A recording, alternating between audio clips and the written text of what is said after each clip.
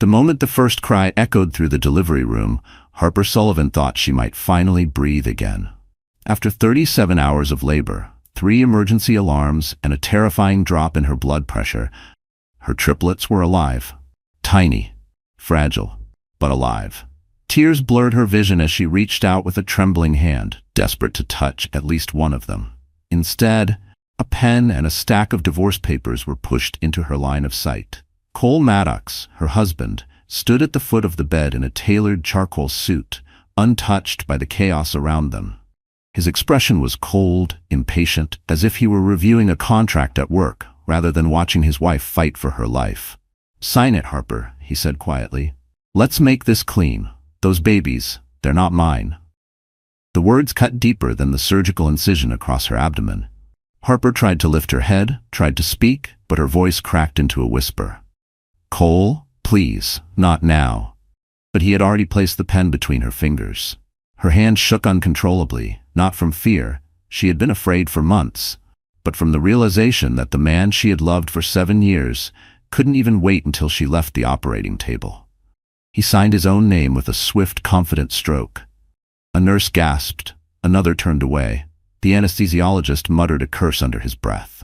But Cole didn't flinch. He dropped the papers onto her blanket, leaned in and whispered, "Enjoy your new life with whoever fathered them," before walking toward the door. The room felt suddenly colder. Then, a knock. A delivery nurse stepped in, holding a newborn chart. She glanced at Cole, confusion tightening her brow. "Sir, before you leave, we need to confirm something." She looked down at the forms, then back at him. "Are you the father?" Cole froze mid-step. And what she said next made the entire room stop breathing. Harper Sullivan had spent most of her life being invisible, and for the longest time she believed it was safer that way. Growing up in a fading neighborhood on the outskirts of Boston, she learned early that dreams were fragile things, easily broken, easily mocked, easily taken away. Her mother worked double shifts as a waitress. Her father disappeared somewhere between a bottle and a promise, and Harper became the child who stayed quiet, so the world wouldn't collapse on her. But even quiet girls carry storms inside them. From the moment she stepped into nursing school, Harper found purpose. She wasn't the smartest, but she was the one who held a newborn's hand through its first shaky breaths. The one who whispered comfort to mothers who felt their world was falling apart. She was the one who stayed past her shift, not for overtime, but because she couldn't bear the thought of a baby lying alone in an incubator. Nurses didn't make much, but Harper finally felt like she mattered. Then she met Cole Maddox. He walked into the hospital lobby one snowy evening, tall, sharp-featured, with a confidence that made the world look like it belonged to him. He was there visiting a colleague, but his eyes kept drifting back to Harper, her red hair tied in a messy bun, her scrubs rumpled from a 16-hour shift, her smile a little tired but unmistakably genuine. Cole told her she had a light in her, something rare. Harper believed him, because she wanted to. She didn't know that some people admire light only to find ways to extinguish it. Their first year of marriage felt like a dream. Simple dinners in their tiny Queens apartment, movie nights on the sofa, long talks about the future. Harper thought she had finally found a home. Then the promotions started. Cole entered the world of Manhattan finance, where image mattered more than truth, and ambition mattered more than loyalty. Slowly, the man who once made her feel seen began to treat her like an inconvenience. He criticized the long hours she worked, told her she wasn't polished enough to attend his firm's events, told her a nurse's salary didn't match his lifestyle, and then, one day, told her she wasn't enough. Still, Harper held on, especially when the unthinkable happened. After years of trying and failing, after nights spent crying quietly in the bathroom so Cole wouldn't hear, she found out she was pregnant. Not with one baby, not with 2. 3. Triplets. Her hands shook as she held the ultrasound printout, a miracle multiplied by 3.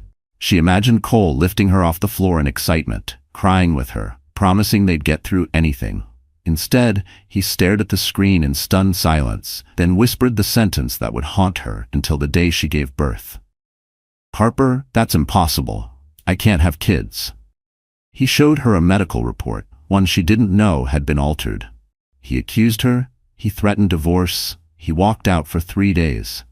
But Harper refused to give up. These babies were hers, her second chance at family, her chance to rewrite the story she grew up with. She carried them through nausea, cramped apartments, double shifts and nights alone, telling each tiny heartbeat, "I'm here. I'm not leaving." She didn't know that the moment she brought them into the world, the man she loved would betray her in the cruelest way imaginable. And she had no idea someone else was about to step into her life and change everything. New York had a way of swallowing people whole, especially those who came with soft hearts and quiet hopes. Harper Sullivan had learned this long before the triplets, long before the betrayal, long before she found herself lying on a delivery table under blinding surgical lights while her world collapsed in slow motion. She lived in a cramped walk-up apartment in Astoria, Queens, the kind of space where winter wind slipped through old window frames and summer heat clung to the walls like a wet blanket. The kitchen barely fit a stove. The bedroom was hardly bigger than a closet. But to Harper, it had been a sanctuary, a place where she imagined bringing home her babies, rocking them to sleep in the small wooden crib she bought second-hand from a thrift store on Steinway Street. Every morning, she rode the N train into Manhattan for her shifts at St. Victoria Medical Center, a towering hospital nestled between sleek glass buildings on East 68th Street. It wasn't glamorous, but it was hers, her routine, her purpose. The polished white floors, the soft beeping of monitors, the echo of carts rolling down hallways. It all reminded her that she belonged somewhere, even if home no longer felt like home. Cole, meanwhile, lived in a different New York entirely. His world existed in mirrored boardrooms on the 42nd floor of a Park Avenue tower, where men in tailored suits closed deals worth millions before lunch and celebrated with dinners that cost more than Harper's monthly rent. His colleagues drove black Mercedes and wore watches that flashed under chandelier lights. He fit right into that world, slipping into ambition the way others slipped into a warm coat. But Harper had never belonged there. And the deeper Cole moved into that life, the more she faded from his. Their marriage had begun in a modest apartment and ended in a penthouse she rarely stepped foot into. Cole refused to bring her to company events, said she looked too tired, that nurses didn't really fit the vibe. He started coming home later, then not at all. And when he finally stopped pretending, their world split cleanly in two, his world of polished marble and her world of scuffed hospital floors. The clash between those worlds became undeniable the night Harper went into early labor. Snow hammered against the windows as she struggled to breathe through the contractions. She called Cole first, 3 times. No answer. He was at a corporate banquet at the plaza, where crystal chandeliers sparkled and Verena, his assistant, hovered at his side. Harper took a cab alone, gripping the seat as pain tore through her. The city blurred past. 5th Avenue, Central Park South, the rushing lights of ambulances crossing intersections. She arrived soaked in sweat, shaking, terrified. Inside St. Victoria's maternity ward, the atmosphere swung between chaos and urgency. Doctors rushed, machines whirred, nurses whispered updates and counted heartbeats. Harper's vision blurred as the contractions worsened, as her blood pressure plummeted, as the world narrowed into a tunnel of white noise. Cole arrived only when it was already too late to pretend he cared. He didn't touch her. He didn't ask if she was okay. He simply stood at the foot of the bed, handed her divorce papers, and told her the triplets weren't his.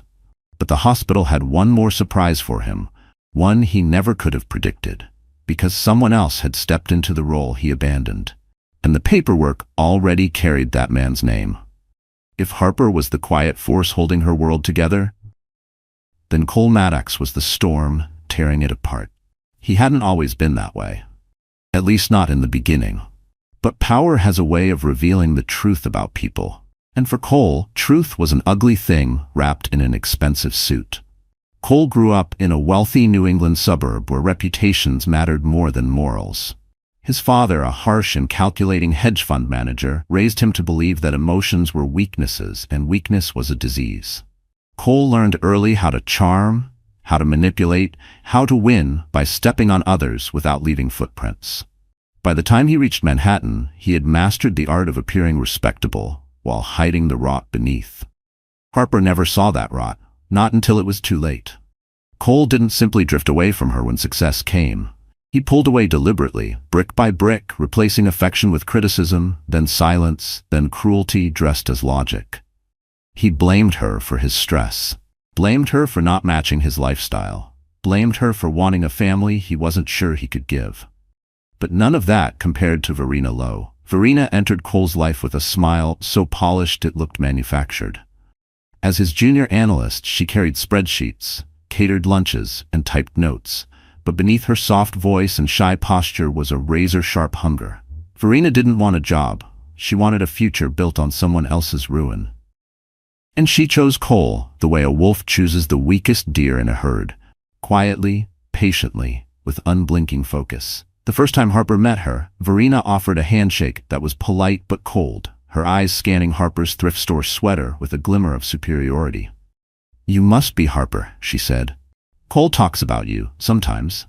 Harper didn't know it then, but Verena had already accessed Cole's encrypted health records. She already knew about the outdated medical note, stating Cole had extremely low fertility. She already understood how to twist that into a weapon. And she did.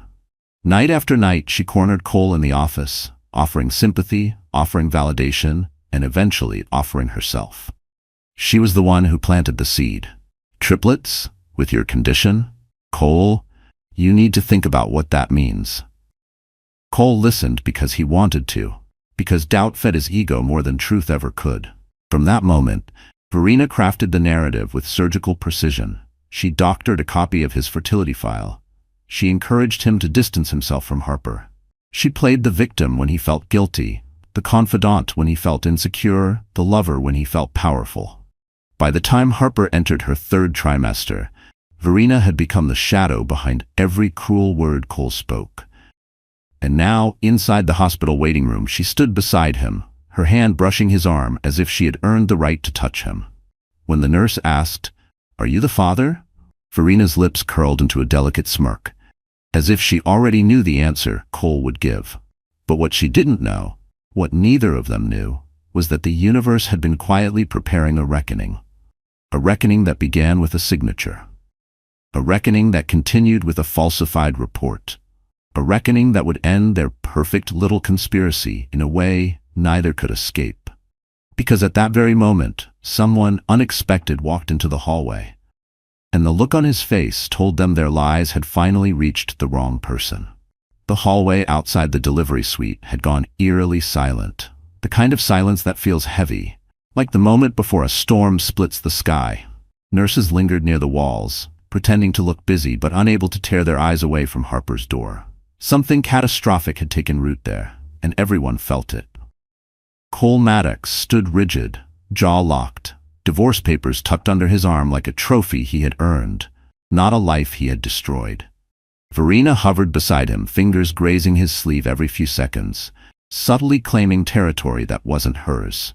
Every gesture she made was rehearsed. The concerned tilt of her head, the soft whisper, the way her eyes followed him with manufactured devotion. She was playing the role of the new woman in his life before the old one had even finished giving birth. Then came the nurse's question. "Sir, are you the father?" It was meant to be routine, a formality for newborn identification. But in that moment, the words sliced the air open. Cole stiffened, glancing at Verena, who gave a faint, confident smile as if she expected him to deny everything on the spot. But that's not what made every head turn. It was the chart in the nurse's hands. The records list Dr. Rowan Hale as the emergency guardian and legal signatory for all 3 infants. We simply need confirmation for the long-term documentation. The color drained from Cole's face. "What did you just say?" His voice cracked in a way no one had ever heard before. Verena stepped forward quickly. "There must be a mistake. Dr. Hale? Why would he sign anything? Cole is the father. His name should be on every form." The nurse frowned. "Sir, you signed a pre-delivery refusal earlier. It grants the hospital the right to appoint the next available guardian in a medical emergency." Cole blinked, confused, replaying the rushed forms Verena had shoved at him hours earlier, forms he signed without reading, told they were liability waivers. But Verena wasn't confused. She was panicking. "Harper didn't ask him to sign," Verena insisted. "She barely knows Dr. Hale." A murmur swept the hallway. Everyone knew Rowan Hale. calm, brilliant, unshakably ethical. He was the doctor families prayed to get in an emergency. His presence meant the situation had been more serious than they'd realized. The door opened at the far end of the hallway. Rowan stepped out. Tall, steady, still in his scrubs, streaked with the remnants of a night spent keeping Harper alive. His dark hair was tousled, his jaw tense, and his eyes, normally warm, were sharp with a quiet fury. He walked past the nurses, past the families in the waiting area, and stopped in front of Cole. "You weren't here," Rowan said, his calm voice cutting sharper than a shout. "She was dying. The babies were crashing. Someone had to act." Cole scoffed, trying to recover his ego. "You had no right." Rowan stepped closer, his voice dropping. "And you had no interest. You left her. You left them." A ripple of shock traveled through the crowd. People whispered. Phones were raised. Someone recorded. For the first time, Cole saw his reputation slipping out of his hands. Rowan continued. "Harper survived because she fought. Your children survived because this hospital fought. And you," he didn't finish, "because then—" A monitor alarm erupted from inside the delivery room. Harper's heart rate was crashing. Cole spun toward the door. Rowan was already running. And the moment they crossed that threshold, everything they thought they understood was about to crumble. Harper felt consciousness slipping in and out like waves pulling her under. Voices blended into a distant hum, lights blurred into streaks, and every breath felt like dragging air through shattered glass. She could sense movement around her, hands adjusting tubes, the metallic click of instruments, shoes rushing across the floor. She knew she was in trouble long before anyone said the words aloud. Her chest felt heavy, too heavy. Her limbs tingled, then went numb. And somewhere behind the haze, she remembered Cole's voice. Cold, final, abandoning her at the very moment she needed him most. That's when she broke. Not loudly, not dramatically, but quietly, so quietly it would haunt her later. A single tear slipped down her cheek, unnoticed by the chaos around her. It wasn't from physical pain. It was the kind that comes when the last thread of hope snaps. The kind that steals the air from your lungs and replaces it with a hollow ache nothing can fill. "She's losing pressure," a nurse shouted. "We need to stabilize her, now." Harper wanted to speak, wanted to tell them she was fine, that she just needed a moment, that she wasn't ready to leave her babies alone in this world. But her lips wouldn't part, her voice wouldn't rise. Instead, her mind drifted into memories she didn't choose. Her mother's warm hands tucking her into bed. Her younger self promising she'd be a different kind of parent. Her first positive pregnancy test, the miracle she thought she'd never have. Cole smiling at her once upon a time, before ambition and lies carved him into someone unrecognizable. Then a darker memory surfaced. The sound of Cole whispering, "They're not mine," as she lay helpless on the delivery table. That sentence wrapped itself around her heart like a tightening fist. Her breathing hitched, monitors screamed. "She's crashing!" A mask pressed over her mouth, warm hands supported her head. Someone called for epinephrine. Someone else shouted for Rowan. Through blurry vision, she saw him, Rowan Hale, appearing at her side like a storm contained in human form. His eyes swept over her, assessing, calculating, fighting panic with practiced control. "Harper, stay with me," he said, leaning close. His voice was steady, grounding. "You're okay? You're safe? I've got you." No one had said those words to her in a long time. Another tear slid free. "Rowan, BP is dropping fast." "Get me a second line," he barked. "We're not losing her. Not today." His hand found hers. He squeezed, firm and certain, as if sheer willpower could anchor her to the world. "Think of your babies," Rowan said softly. "They need you. You hear me? They need their mom." Her heartbeat stuttered, flatlined for just a fraction of a second, then surged again, weak but present. Rowan exhaled, relief flashing in his eyes. "That's it. Fight. Don't give up on me now." Harper's vision dimmed, colors draining into gray, sounds stretched and warped. Her mind felt like a room with the lights turning off one by one. But just before the darkness swallowed her, she heard a voice she never expected. Cold, furious, shaking with disbelief, shouting from outside the room. "What do you mean her babies are registered under another man's name?" Verina's voice answered, trembling in panic. "They're saying Rowan Hale signed everything." Harper's heart lurched, and then the world went dark before she could hear the rest. Harper drifted in and out of consciousness for hours, suspended in a fog where voices blurred and light pulsed like distant stars. She didn't know how much time had passed when she finally opened her eyes, the soft beeping of machines welcoming her back. Her breathing was steadier now, the room dim, the air cool against her skin. But she wasn't alone. Rowan Hale was seated beside her bed, elbows on his knees, exhaustion etched into his posture. His scrubs were wrinkled, his hair disheveled from running his hands through it 100 times. Yet his eyes, when they finally lifted to meet hers, held a warmth she didn't understand. "You scared the hell out of us," he said softly. Harper tried to speak, but her throat burned. Rowan poured water, lifting the cup to her lips with a gentleness she hadn't felt in years. When she could finally form words, they came out cracked. "My babies, are they okay?" "They're fighters," Rowan said. "Stronger than anyone expected. They're stable for now." Relief washed over her, so intense it pulled another tear free. But the moment was short-lived. Pain flickered across Rowan's features, something he tried and failed to hide. "Harper, there's something we need to talk about." Her heart thudded unevenly. "What happened? What did I hear before I passed out?" Rowan exhaled. "The hospital had to list a legal guardian during the emergency. Cole wasn't here. You weren't conscious. Protocol required someone else to sign. And you," Harper whispered. "I was the physician on duty, so yes, I signed." Then he added quietly, "The babies carry the last name Hale until the paperwork changes." Harper's breath caught. The thought of her children linked to a man she barely knew, legally, officially, felt surreal. "But that's not the real issue," Rowan continued, his voice lowered. "Cole's fertility records, they were altered." Harper blinked.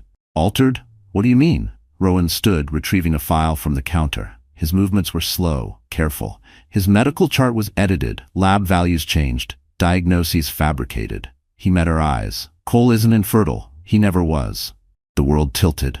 "But he showed me. He showed me papers," Harper stammered. "He said he couldn't." "He believed they were real," Rowan said. "But someone else had access to his health system profile. Someone who knew exactly what to change." The implication rang loudly in the small room. "Verena." Harper felt cold creep up her spine. Rowan continued. "And there's more. When you passed out earlier, the NICU pulled additional genetic markers to verify parentage for emergency blood matching." Harper's pulse quickened. "What did they find?" Rowan hesitated, long enough that her stomach dropped. "The triplets markers are a 99% match with Cole's. They're biologically his." Her breath hitched. The months of doubt, the accusations, the divorce papers shoved into her shaking hands, all of it based on a lie. A lie someone wanted Cole to believe. A lie that ruined her. "Why?" Harper whispered, voice trembling. "Why would someone do that?" Rowan's jaw tightened. "You need to know something else about Verena Lowe. She wasn't just Cole's analyst. She attended your nursing program years ago." Harper's eyes widened. A memory flashed. Verena's cold handshake, the faint smirk, the way she'd looked at Harper like she knew her weaknesses. "She sabotaged you once," Rowan said. "Scholarship records, recommendation letters. She has a history of targeting you." Harper felt her pulse hammering in her ears. This wasn't fate. This wasn't an accident. It was calculated, deliberate, personal. Before she could respond, a knock sounded at the door. A nurse peeked in, breathless. "Dr. Hale, there's a problem in the NICU. Someone is trying to access the triplets ward." Rowan's expression hardened. "Who?" he demanded. The nurse swallowed. "Cole and Verena." Harper's blood ran cold. And in that instant, she realized the nightmare wasn't over. It had only just begun. The morning after the NICU incident felt like a different lifetime. Harper sat upright in her hospital bed, no longer trembling, no longer drifting in and out of fear. Something inside her had shifted. Maybe it was the shock of the truth. Maybe it was nearly losing her life. Or maybe it was finally realizing that she had spent years shrinking herself for a man incapable of loving anything he couldn't control. Whatever the reason, the woman who opened her eyes today was not the same one who had begged Cole to stay. A soft knock sounded at the door. Nurse Priya slipped in with a warm smile and a small rolling mirror. "You asked for this," she said gently. "Are you sure?" "Yes," Harper whispered. "I need to see myself." Priya positioned the mirror. For a long moment, Harper didn't look. She braced herself for the exhaustion, the paleness, the dark circles carved under her eyes. But when she finally lifted her gaze, she froze. She didn't look weak, she looked alive. Her cheeks held color again. Her hair, though messy, framed her face with surprising softness. Her eyes, though tired, held a new clarity, a new resolve. For the first time in years, she saw her mother's strength looking back at her. "Let me help you freshen up," Priya offered. Together, they braided Harper's hair, smoothed her gown, washed the dried tears from her face. It wasn't glamorous, but it felt like rebuilding. Piece by piece, breath by breath. When Rowan entered an hour later, he paused in the doorway. "You look." His voice trailed off, something unspoken flickering across his face. "Better. Strong." Harper managed a small smile. "I feel awake." Rowan pulled up a chair, his expression shifting into something more serious. "We tightened security at the NICU. Cole and Verena won't get near the babies again without authorization." A spark of fear flickered, then faded. "Good," she said. "I'm done letting them decide my life." Rowan studied her for a moment. "You sound different." "I am different." She straightened, glancing toward the window where early sunlight spilled across the floor. "For years, I thought my only purpose was to make my marriage work, to be enough for him, to prove my worth. But I don't belong in his shadow. I don't belong in anyone's shadow." Rowan softened. "You never did." Harper continued, voice steadying. "When I'm discharged, I want legal counsel, DNA confirmation, documentation of the falsified medical records, everything. I'm not bending anymore. If Cole wants a war, he'll get one, but this time, I'm not walking into it blind." Rowan nodded slowly, admiration threading through his expression. "I'll help you however I can." But Harper shook her head. "No, this part I need to do myself." Still, Rowan didn't fully step back. He handed her a sealed envelope. "What's this?" "You'll need it," he said simply. Inside was a card, an introduction to one of the most respected family law firms in Manhattan, the kind of firm only the wealthy ever hired. The name alone carried weight like steel. Harper swallowed hard. "Rowan, I can't afford." "You can," he interrupted, "because I already covered the retainer." Harper stared at him, stunned. "Why would you do that for me?" Rowan hesitated. His jaw flexed, his eyes flickered with something deep, something he wasn't ready to speak aloud. "Because someone should have protected you a long time ago, and because you deserve a life where you're not constantly fighting to survive." Her breath caught. Before she could respond, a voice drifted into the hallway. Sharp. Cold. Familiar. Cole. He was back, and he wasn't alone, because the next voice Harper heard was Verena's. The boardroom on the 42nd floor of Maddox Financial had never been this quiet. Floor-to-ceiling windows framed Manhattan's skyline, casting cold blue light across polished glass tables. It should have been a morning like any other. Analysts shuffling papers, partners reviewing projections, but instead, every seat was filled, every eye was sharp, and tension crackled like static electricity. Because today, Harper Sullivan had come to end the man who tried to erase her. She didn't walk in alone. Rowan Hale entered beside her, flanked by two attorneys wearing expressions that said they'd already won. Harper wasn't dressed in hospital gowns or exhaustion this time. She wore a dark green wrap dress that set her hair aflame under the fluorescent lights, her posture straight, her chin lifted. She wasn't the fragile woman Cole had tried to discard. She was the mother of 3 children he had abandoned. And the woman he never thought would rise again. Cole stood at the far end of the table, his confidence visibly cracking. Verena was planted at his side, wrapped in a fitted blazer, pretending she belonged in the room. But her eyes darted every few seconds, toward the lawyers, toward Rowan, toward Harper, like a trapped animal. "Let's get this over with," Cole said, trying to sound in control. "You can't just barge into my company." Rowan raised an eyebrow. "Actually, we were invited." He tossed a file onto the table. "By your board." Gasps rippled across the room. The oldest board member, a stern woman with steel-gray hair, leaned forward. "Mr. Maddox, your wife, your legal wife, has presented serious allegations regarding falsified medical records, intentional emotional harm, and attempted access to the NICU without authorization." Cole's face reddened. "This is insane. She's lying. She's..." "Enough." Harper's voice was steady, clear, and devastatingly calm. She slid a stack of documents across the table. "These are the corrected copies of your fertility results. And these," she placed a second folder atop the first, "are the digital footprints showing who altered them." Verena blanched. The attorneys displayed enlarged screenshots, login timestamps, IP addresses, security alerts, all pointing to one person, Verena Lowe. No, Verena whispered. That's impossible. I couldn't. Rowan stepped closer, his gaze piercing. You accessed a restricted medical portal using credentials stolen from a retired administrator. You forged results. You manipulated Cole into destroying his marriage, and then you tried to enter the NICU to interfere again. The board erupted. Cole staggered back as if struck. You did this? Verena. She snapped. You were supposed to leave her. You chose her over me every time, even when you didn't realize it. I had to make you see the truth. That wasn't truth, Harper said quietly. That was obsession. Verena lunged forward suddenly, pointing at Harper with shaking hands. You don't deserve him. You never did. He's mine. Security burst into the room, summoned earlier by Rowan. Verena shrieked as they seized her arms. Cole didn't move to stop them. As she was dragged out, she screamed, This isn't over. You'll regret this. All of you. Silence fell.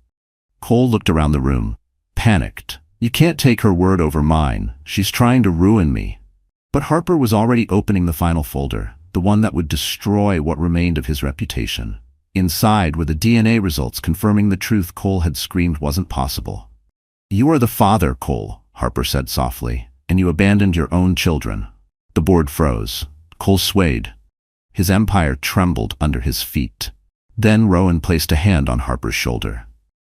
Harper, he murmured, you did what you came to do. But Harper wasn't done. She stepped forward, eyes locked on Cole, voice trembling with strength. This is only the beginning. And at that exact moment, the board chair announced a vote, one that would decide Cole's fate forever. The vote didn't take long, but its impact echoed like thunder. Cole Maddox stood in the center of the boardroom as the people who had once admired him, once called him a visionary, raised their hands, one by one in favor of his removal as CEO. No hesitation, no sympathy, just cold silence and the sound of a kingdom collapsing. Cole's throat bobbed as he tried to swallow his shock. You can't do this. I built this company. The chairwoman closed the folder in front of her. And you nearly destroyed it. Reckless behavior. Ethical breaches. Negligence impacting not only your employees but your own family.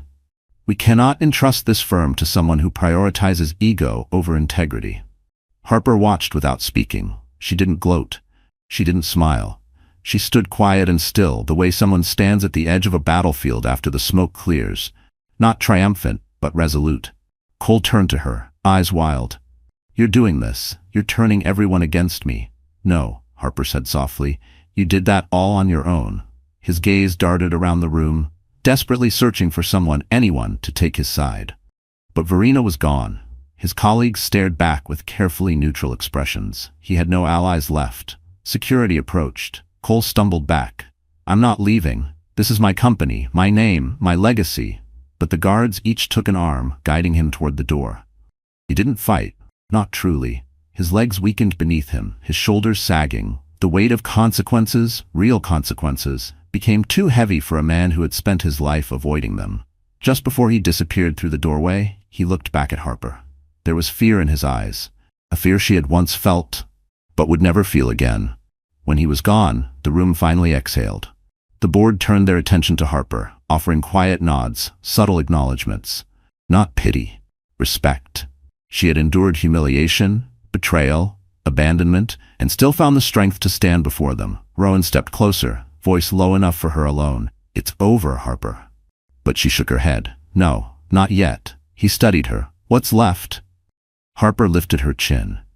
My children deserve legal protection, full custody, and Cole will try something reckless once he realizes what he's lost. Rowan nodded slowly. Then we prepare. As they exited the boardroom, reporters swarmed the lobby downstairs. Cameras flashed like lightning, microphones thrust forward. The headline was already spreading through Manhattan. Disgraced CEO removed after paternity scandal and medical fraud. Harper raised a hand instinctively to shield her face, but Rowan gently shifted in front of her, blocking the barrage of cameras with his body. It's okay, he murmured. I've got you. His presence, steady, calm, solid, felt like a lifeline. For the first time in a long while, Harper realized she wasn't surviving this alone. Outside the building, the winter wind whipped through the streets.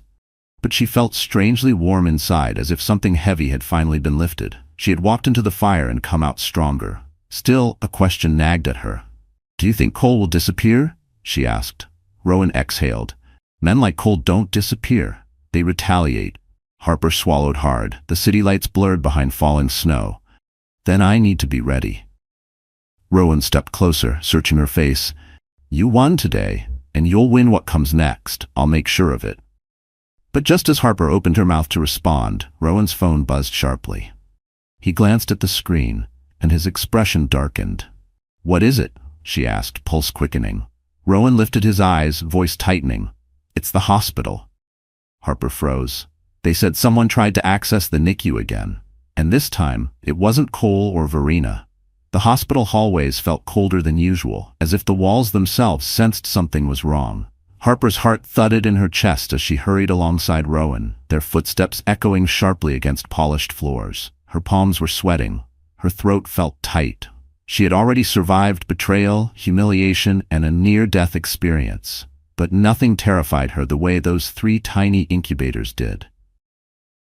"What happened?" she gasped, trying to keep up with Rowan's long strides. "The NICU reported an unauthorized attempt to enter the restricted wing," Rowan said. Voice clipped. When staff approached, the person ran. Harper's stomach dropped. "Ran? So they got inside?" "No," Rowan said, "but they were close enough to scare everyone." They rounded the corner toward the NICU entrance. Security guards stood by the double doors, tension radiating from their stiff posture. One guard stepped forward as Rowan approached. "Dr. Hale, we reviewed footage," the guard said. "The suspect was wearing a visitor badge, but it wasn't issued today." "How did they get it?" Harper whispered. The guard hesitated. "We're tracing that now, but there's something else." He turned to Harper. "Ma'am, the badge was issued under your name." Harper felt her knees nearly buckle. What? I didn't request any badges. I haven't left the maternity wing." Rowan's jaw clenched. Someone is spoofing her identity. Panic crawled up Harper's spine like cold fingers. Who would do this? Cole was furious, yes, but reckless entry into a NICU? Even he wouldn't risk harming his own children. And Verena was in police custody. So who? Rowan gently touched her elbow. "Come on, let's check on the babies." They entered the NICU, greeted by the steady, rhythmic beeping of heart monitors. The warm, low-lit room always felt like sacred ground, the place where fragile beginnings fought their way into the world. Harper hurried to the incubators where her triplets lay, small and perfect, connected to monitors but breathing steadily. Noah, Grace, Oliver, her entire reason for breathing. She touched the glass gently, her voice barely a whisper. "Mommy's here." "They're okay," Rowan murmured. Nothing was tampered with. Harper exhaled a shaky breath. Relief washed over her, but it was thin, fragile, easily pierced. "Someone's targeting them," she said, voice trembling. "Why? What do they want?" Rowan didn't answer immediately. Instead, he motioned for the NICU nurse to give them space. Once the room quieted, he turned to Harper with a seriousness he'd never shown before. "There's a possibility," he said slowly, "that this has nothing to do with Cole." Harper frowned. "Who else would want to hurt my children?" Rowan slid his hands into his pockets, a gesture that told her he was choosing every word carefully. The badge wasn't the only strange thing. Security reported the intruder didn't try to reach the triplets at first. They went to the supply cabinet. "The cabinet?" Harper repeated. "Why?" "Because that's where blood type charts and transfusion kits are kept." Rowan met her gaze. Someone wasn't trying to harm them. Someone was looking for DNA confirmation. Harper felt the blood drain from her face. Why would anyone want that? Rowan's silence was louder than any answer. Then a nurse rushed into the NICU, breathless. "Dr. Hale, you need to see this." She held out a tablet. Security had enhanced the footage. The intruder's face was partially obscured by a hood, but not enough. Harper froze. She knew that face. A face she hadn't seen in almost 15 years. Her estranged father. The man who abandoned her.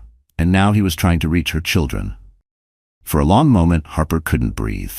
The image on the tablet, grainy, slightly distorted, but unmistakably him, hollowed out her chest.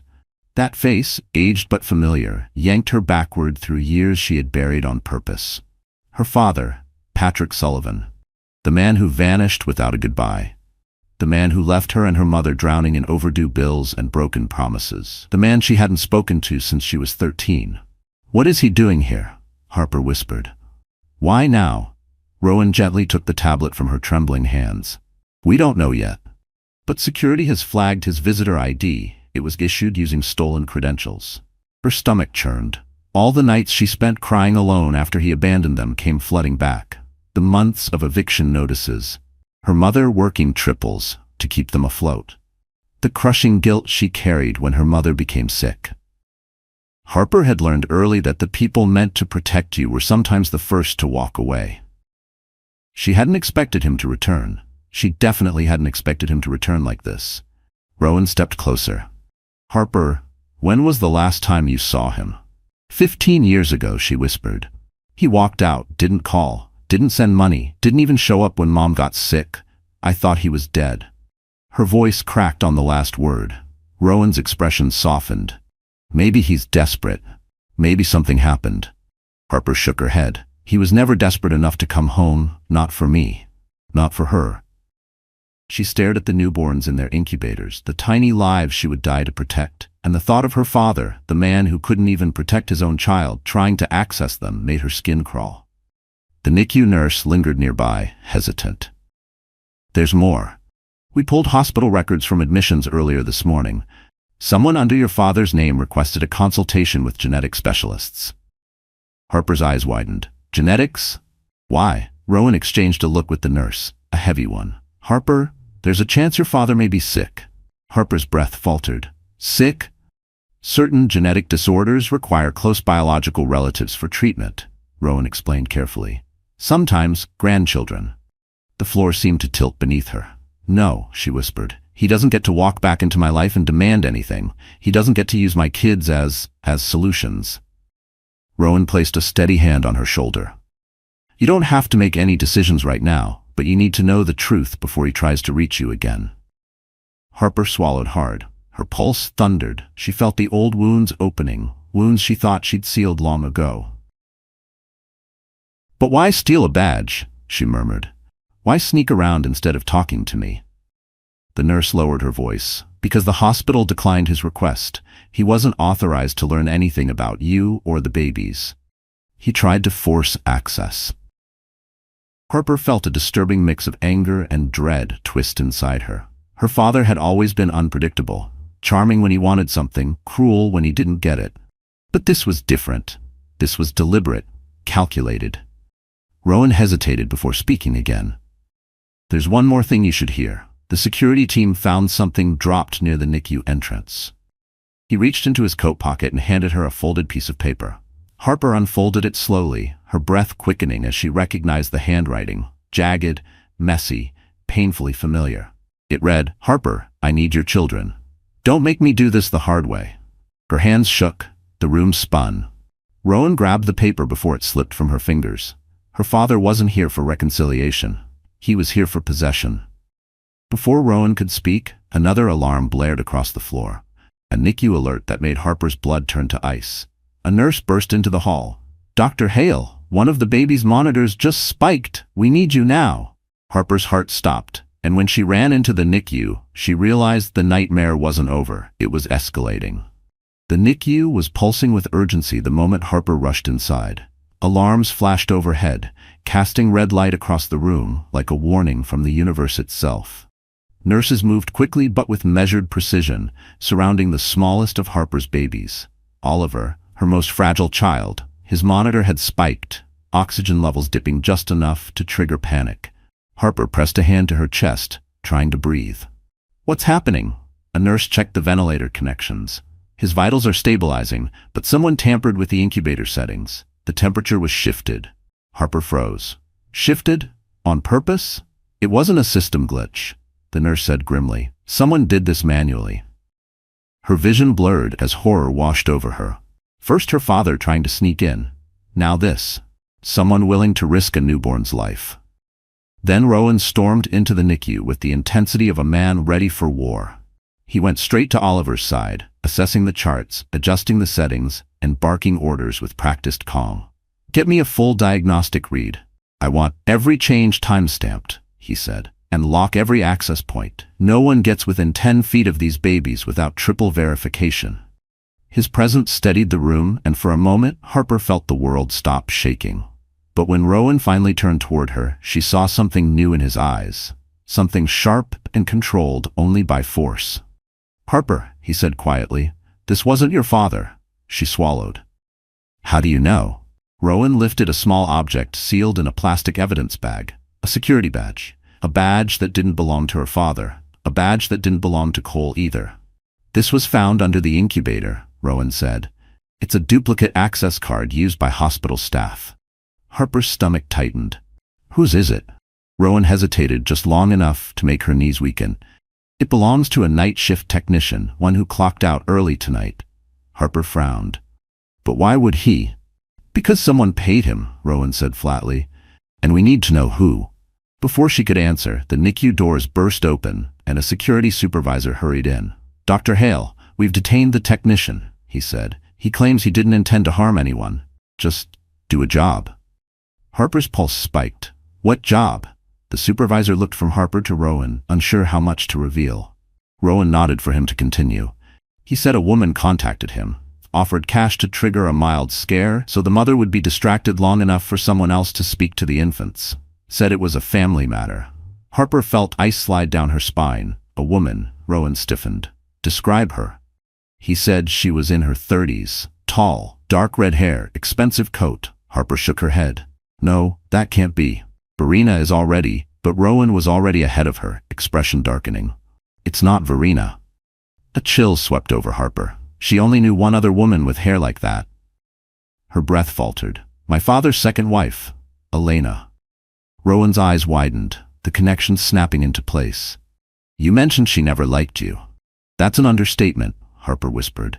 "She blamed me for my father leaving. She said I ruined his life, and now she thinks my babies can save his." Before Rowan could respond, the NICU intercom buzzed sharply. "Dr. Hale, please report to the main entrance, immediately." Rowan exchanged a tense look with Harper. "Stay here. Don't move. Don't talk to anyone." Harper nodded, clutching the incubator rail like an anchor. Rowan strode out of the NICU just as a guard rushed in, breathless. "Ma'am," he said urgently, "you need to come with me. Someone is demanding to see you." Harper's heart slammed against her ribs. "Who?" the guard swallowed. "A woman, with red hair. And she refuses to leave until she gets the babies." Harper followed the security guard down the long corridor, each step heavier than the last. Her palms were damp, her breath uneven. She had faced Cole, she had faced Verena, she had even faced the ghost of her father's betrayal. But the woman waiting for her now, Elena Sullivan, was a different kind of danger. A quiet, venomous danger, the kind that smiled while twisting knives into backs. When they reached the main entrance, Harper froze. Elena stood in the middle of the lobby like she owned the hospital. Her tall frame was wrapped in a burgundy cashmere coat, her red hair falling in elegant waves, her expression a cold mask of superiority. People moved out of her way without realizing why. Power radiated from her, but it wasn't real power. It was entitlement, sharpened by bitterness. The moment Elena spotted Harper, her lips curved into a thin, poisonous smile. "Well," she said, her voice smooth as glass. "The prodigal daughter returns." Harper swallowed hard. "What are you doing here, Elena?" Elena took a step closer, her heels clicking against the marble floor. "I came for what should have been ours a long time ago." Harper stiffened. "My children aren't yours. They aren't Dad's. They're mine." Elena's smile didn't falter. "Patrick is dying." The words hit Harper like a punch to the chest. Elena continued, "He needs a genetic match for a stem cell treatment, something only close blood relatives can provide." "And you want to use my babies," Harper said, her voice raw. "You want to take from them the way he took from me." Elena's eyes hardened. "Your father gave you life. You owe him." "Owe him?" Harper's voice shook with fury. "He abandoned us. He left Mom to struggle alone. He wasn't there when she died. He wasn't there when I was forced to give up school. He didn't even say goodbye." "For God's sake, Harper," Elena snapped. "Let go of the past. This is bigger than your feelings." "No," Harper said softly, her anger steady now. "It's exactly about my feelings, and my boundaries, and my children, and you will never touch them." Elena's mask cracked for the first time. "You think you can stop me?" she hissed. "You think that doctor of yours can protect you?" I have lawyers too. I have money. And you, she looked Harper up and down, you have always been weak. Harper didn't flinch. Weak people don't survive what I survived. For the first time, Elena's composure wavered. Before she could respond, Rowan appeared behind Harper, his presence like a wall made of steel and fire. He stepped beside her without a word, eyes locked on Elena with a fury he rarely showed. You will leave this hospital, Rowan said evenly. You will not approach Harper again, and you will never, ever, come near her children. Elena laughed coldly. And who are you to make that decision? Rowan pulled a document from his coat and handed it to the nearest security guard. This is a temporary protective order, effective immediately. Elena's smirk finally collapsed. You can't do this, she spat. I already have, Rowan replied. But Elena wasn't defeated. Not yet. Her eyes glittered with something darker, something dangerous. You think this ends here? She whispered. Harper will come to eventually. She'll have no choice. And when she does, Rowan stepped forward, voice like ice. Get out. Security moved in. Elena glared at them, then at Harper, a glare filled with promises of future harm, before turning sharply and storming out of the hospital. Harper let out a shaken breath. Rowan placed a steady hand on her back. It's over, he murmured, but Harper's gaze lingered on the revolving doors where Elena disappeared. Because deep down, she knew something Rowan didn't. Elena never walked away without a plan, and she never attacked only once. The next morning, Harper sat in a polished wood conference room at Fairchild & Lawson, the Manhattan law firm Rowan had connected her to. Outside the windows, the city pulsed with winter sunlight, glittering off skyscrapers like shards of glass. Inside, tension simmered thick enough to taste. Her attorney, Mara Lawson, slid a stack of documents across the table. Harper, what we're building here isn't just a custody case, it's a full-scale protection strategy for you and your children. Harper nodded, her fingers brushing the edge of the paper. And Elena? And my father? We're filing restraining orders today, Mara said, along with a criminal complaint for attempted medical interference. She tapped the file. This technician's confession is enough for law enforcement to trace the money back to Elena and possibly to your father as well. The thought made Harper's chest tighten. She had spent years trying to stop her past from bleeding into her present, but now that past was crashing through the doors, demanding things she could never give. Mara continued, There's also the matter of Cole. His attorney sent a letter this morning, challenging the DNA findings and demanding access to the triplets. Harper stiffened. He abandoned us. He said they weren't his, in front of witnesses. Mara gave a grim smile. And I'm going to tear him apart with that. His signature on the parental refusal form is legally catastrophic. Add in Verina's falsifications, his NICU intrusion attempt, and now his removal from Maddox Financial. This man is in no position to gain anything in court. Harper felt a mixture of relief and sorrow. She had wanted Cole to love their children, not weaponize them. But reality didn't bend to hope. Mara flipped to another page. Now about your father. There's something you need to see. She handed Harper a printed report, a hospital file compiled overnight by Rowan's contacts. Harper frowned. What is this? It's his medical situation, Mara explained gently, and something else. Harper scanned the pages. Each sentence hit harder than the last. Genetic marrow failure, progressive, prognosis poor.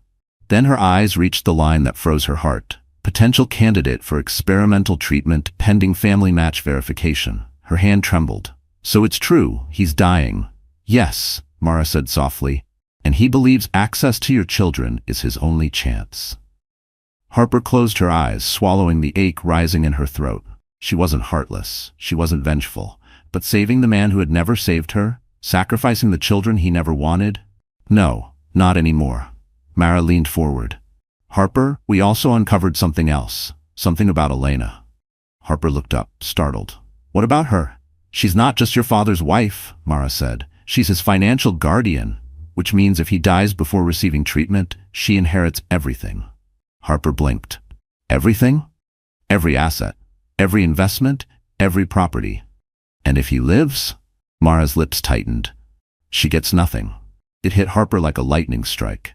Elena wasn't fighting to save her husband, she was fighting to save her inheritance. Rowan suddenly appeared in the doorway, slightly out of breath. Harper, he said urgently, There's new information. Security reviewed another camera angle. Harper's pulse spiked. About Elena? Rowan shook his head. No, about your father, Mara frowned. What is it? Rowan stepped inside, closing the door behind him. Patrick didn't come to the hospital alone, he said. He had help. Harper's breath snagged. Whose help? Rowan hesitated, then answered. Cole's. Harper's world lurched, and in that instant she realized two men who once abandoned her had now joined forces against her. Harper felt the air leave her lungs. Cole, the man who once vowed to build a future with her, now aligned with the father who abandoned her? It felt impossible, yet something in her gut told her it made a twisted kind of sense. Two men who thrived on control, both threatened by her independence, both panicked by the consequences of their own actions. Rowan stepped forward, placing the security photos on the table. This was taken 2 hours before Patrick attempted to breach the NICU. That's him, and that's Cole handing him an envelope. Harper stared at the grainy image. Cole's expression was furious, tight-jawed, his shoulders stiff. Patrick looked desperate, unwell, but determined. The envelope between them felt like a physical symbol of betrayal. What's in the envelope? She whispered. Cash, Rowan replied. And instructions. Your father was supposed to obtain DNA evidence from one of the infants to strengthen Cole's new custody claim. Harper's breath hitched. He helped Patrick in exchange for access to my babies? Mara, her attorney, nodded grimly. It aligns with Cole's latest legal filing. He's now claiming you coerced Rowan into falsifying the guardian paperwork. He's building a narrative that you're unstable, vindictive, and acting against the children's best interest. Harper almost laughed, not from humor, but disbelief. After everything he did to us, he wants to paint himself as the victim? Mara leaned back. Desperate men rewrite stories to survive them. But Rowan wasn't amused. His eyes burned with a protectiveness that went far deeper than duty. He's not getting near those kids, Rowan said. Not now, not ever. But we need to strike first, legally and publicly. Harper straightened. What do you need from me? Your truth, Mara replied. Every detail, every threat, every moment he abandoned you. The court needs to see the full pattern. For the first time, Harper didn't feel shame. She felt something else, strength. She told them everything, her voice steady, the memories no longer chains but evidence. Rowan remained at her side throughout, silent but unwavering, his presence grounding her like a steady pulse. When she finished, Mara closed her notebook. Good. We'll file a restraining order against Cole within the hour, and we're requesting emergency custody protections. With the evidence we have, the judge will rule in your favor. Harper exhaled shakily. Relief mingled with fear, the kind that comes when a new storm forms on the horizon. Rowan turned to her. There's more. Her stomach tightened. I don't think I can take any more. You can, he said softly. You already have. He set another document in front of her, this time a hospital internal memo. Harper frowned. What am I looking at? A complaint, Rowan said. Filed by Cole, against me. Harper's pulse skidded. He's accusing me of improper conduct with a patient. With you. Harper shot up from her chair. What? That's a lie.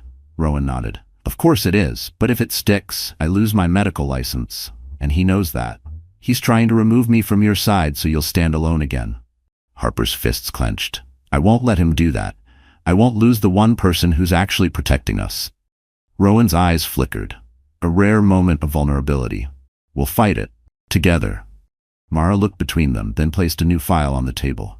This is our counterstrike, and once we file it, Cole will have no path left. Harper nodded, bracing herself, but before Mara could continue, her phone buzzed sharply. She glanced at the screen, and her expression drained of color. What is it? Harper whispered. Mara looked up, voice tight with dread. The judge wants an immediate emergency hearing. Rowan stiffened. When? Now. Now, Mara said. As in 30 minutes. Harper's heart pounded, because the fate of her children was about to be decided, and Cole would be waiting for her in that courtroom. The courthouse smelled faintly of old paper and winter air as Harper stepped inside, every nerve in her body thrumming. Rowan walked at her right, Mara at her left, the three of them moving with a quiet urgency that turned heads. Harper's palms were damp, her stomach tight, but her spine stayed straight. She wasn't here as a victim today. She was here as a mother. Inside the courtroom, Cole was already waiting, seated confidently beside his attorney, smugness returning to his face like a stain resurfacing under bright light. He had dressed the part too, a crisp navy suit, silver tie, hair slicked back. He looked like a man who believed he could charm a judge the same way he charmed investors. But his eyes flickered when Harper entered.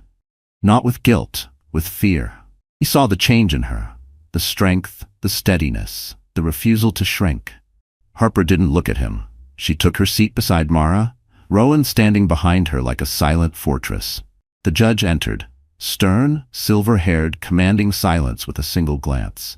"This emergency hearing has been called," she began, "to address 3 matters: temporary custody of the minor children, alleged misconduct by Dr. Rowan Hale, and concerns for the safety of the infants in the neonatal intensive care unit." Harper's heart pounded. 3 battles in one arena.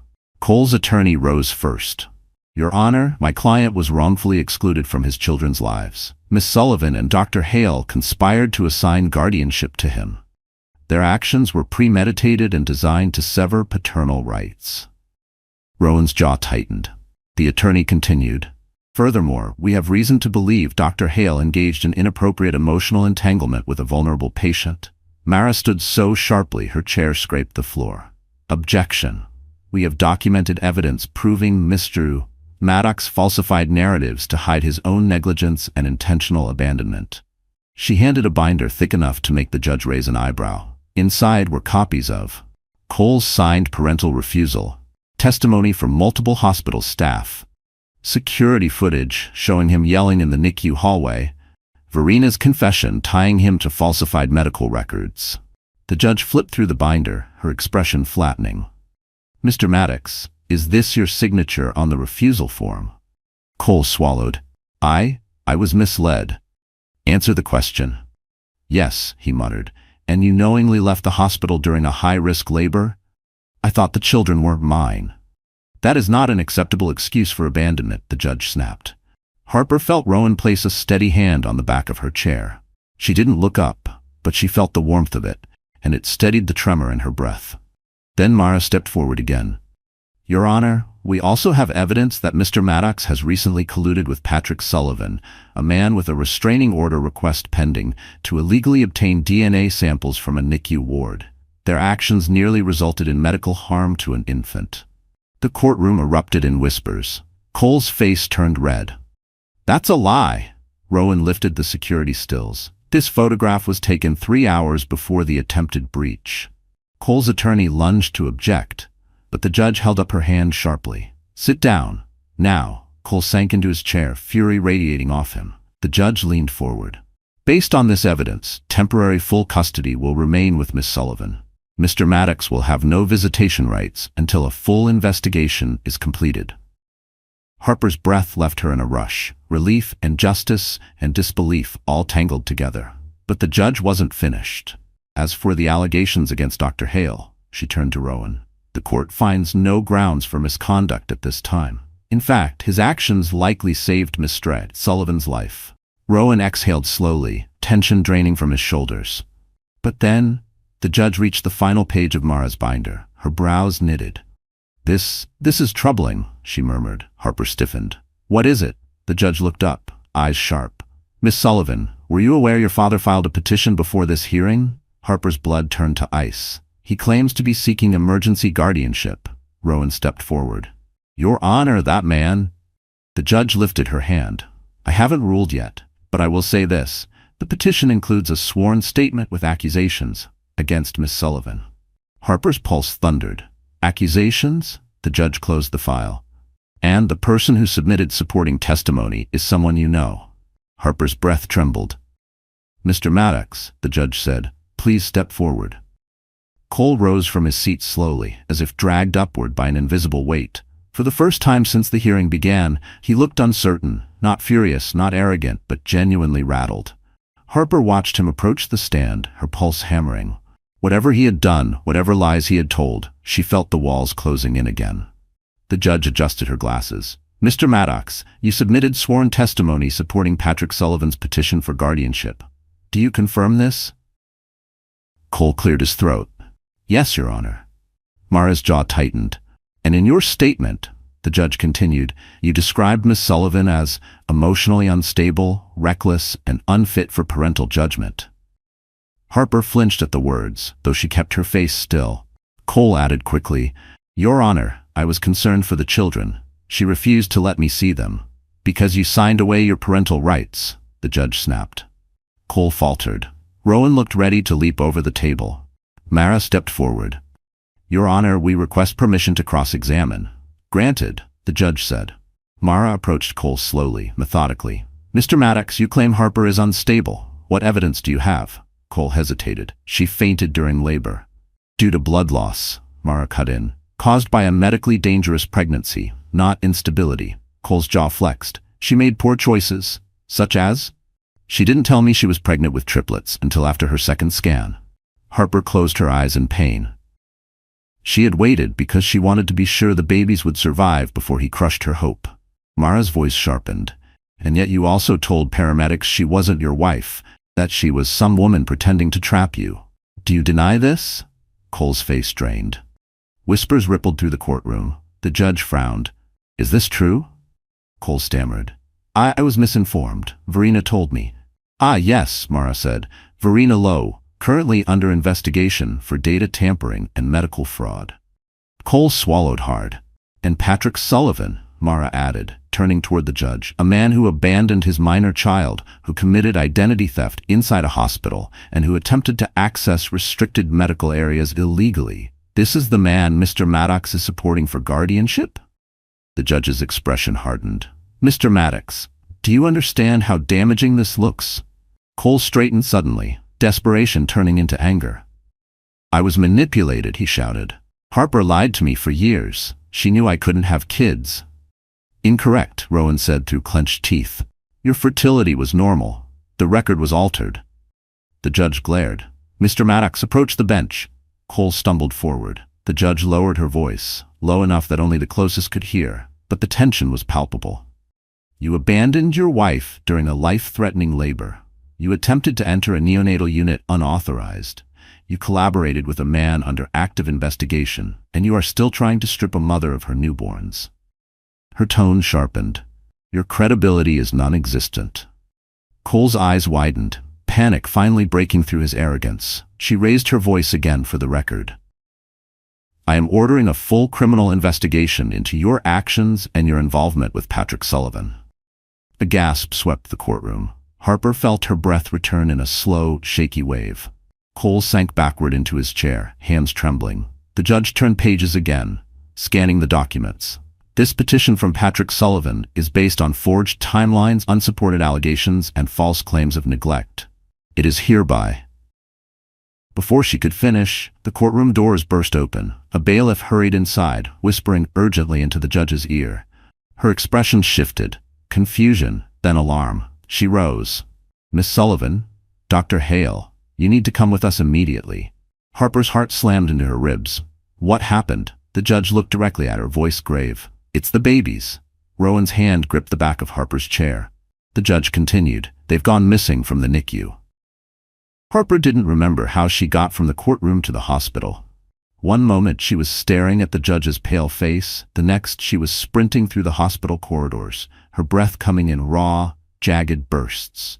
Her body moved faster than thought, faster than fear, faster than Rowan calling her name as he raced behind her. Her babies were missing. Gone. Vanished from the NICU, the safest place in the building. Security alarms blared overhead, and red lockdown lights pulsed across the ceiling. Staff rushed past them, frightened and confused. Voices echoed. "Check all exits. Lock down the elevators. No one gets out without clearance." Harper's heart hammered against her ribs, ready to shatter. "This can't be happening," she whispered. "Not my babies. Not again." Rowan reached her side, gripping her shoulders. "Harper, listen to me. They're alive. If someone wanted to hurt them, they wouldn't have taken them. We'll find them." But his voice trembled, just barely, and that terrified her more.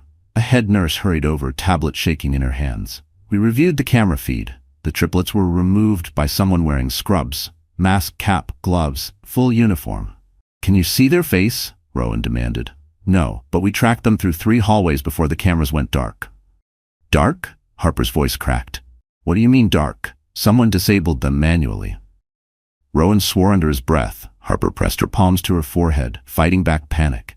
Who would do this? Cole's in court, Verena's in custody, Elena was escorted out. The nurse hesitated. We found this in one of the bassinets.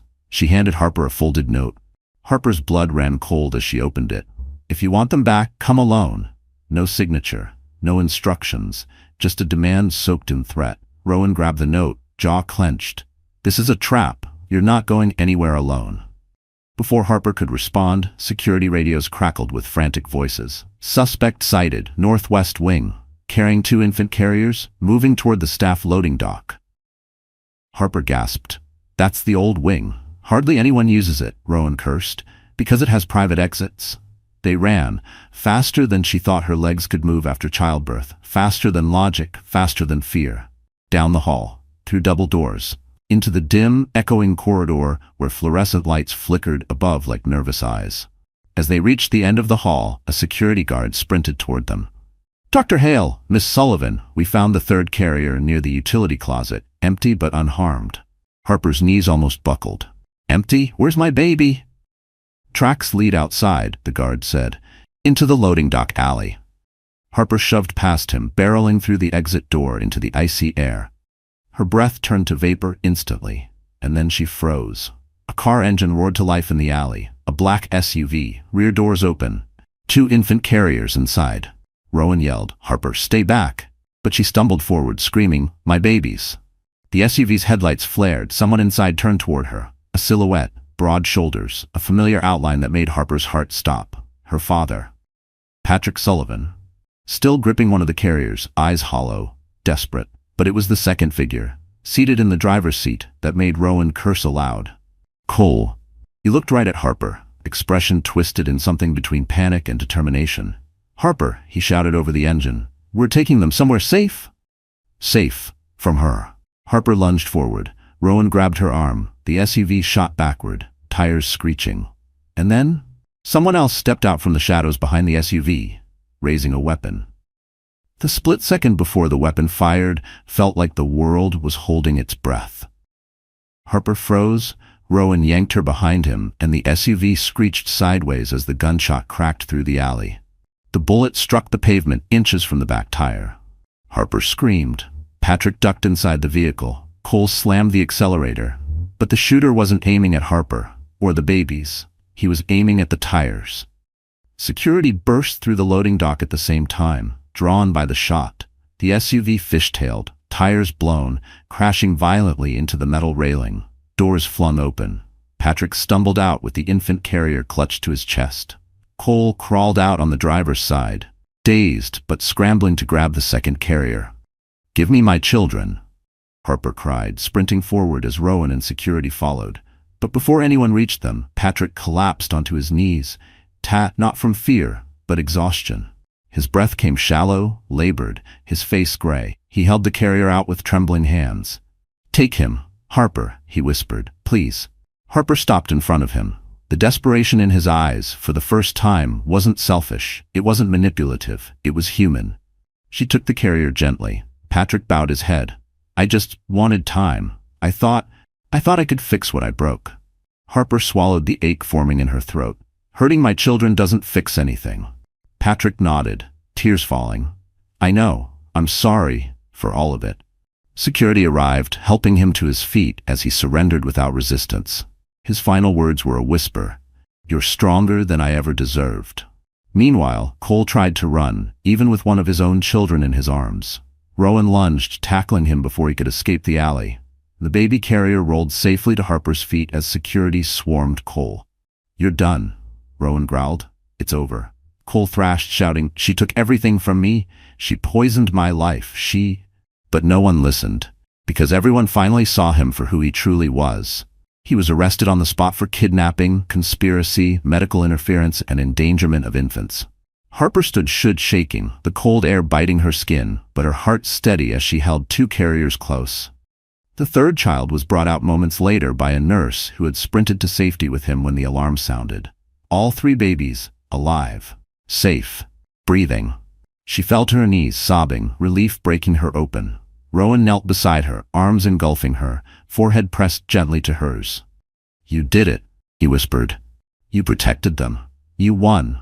Harper looked at him, really looked, and saw not the doctor who saved her life, not the guardian who stepped in when the world fell apart, but the man who had held her steady every time she nearly broke. Later that week, in a peaceful courtroom far from chaos, the judge granted Harper permanent full custody. Cole's parental rights were terminated. Patrick voluntarily renounced any claim to the children, leaving quietly to face the consequences of his actions and his illness. Elena was charged as an accomplice. Verena faced sentencing for medical fraud. Justice, finally, had a shape. Months passed. Spring arrived in New York, softening the city with sunlight. Harper pushed a triple stroller through Central Park, the wind brushing her cheeks. Her baby slept peacefully, bundled in pastel blankets. Rowan walked beside her, holding her hand, not out of necessity, not out of protection, but out of something deeper, something chosen. "Harper," he said softly, stopping near the cherry blossoms, "I don't want to replace what you lost. I just want to build what comes next." Her heart swelled. She stepped closer, tears warm against the cool air. "Rowan, I want that too." Under the gentle bloom of spring, their lips met, not as rescuer and rescued, but as two people who had fought through darkness to find each other. The past no longer chased her. The future no longer frightened her. Her family, her real family, was right here. And for the first time in her life, Harper Sullivan finally felt whole. So our story has finally come to an end. And if you're still here with me, right now, in this exact moment, it means something in this journey touched your heart in its own quiet way. Maybe it reminded you of your own strength. Maybe it reminded you of the storms you once walked through. Or maybe it simply showed you that healing is possible, even after everything feels broken. You know, the Stoics used to say, the obstacle is the way. And Harper's story is proof of that. Every betrayal, every heartbreak, every loss, none of it stopped her. It shaped her. As Marcus Aurelius wrote, what stands in the way becomes the way. She didn't rise because life was easy. She rose because she refused to stay where pain left her. And my friend, yes, you watching right now, maybe you're carrying your own battle too. Maybe you're standing at a crossroads. Just remember, your story isn't over. You're allowed to choose a new chapter. If this journey meant something to you, even a little, I'd love for you to like this video, share it with someone who needs strength today, and subscribe so we can walk through more stories, more healing together. You're not alone, and I'm grateful you're here.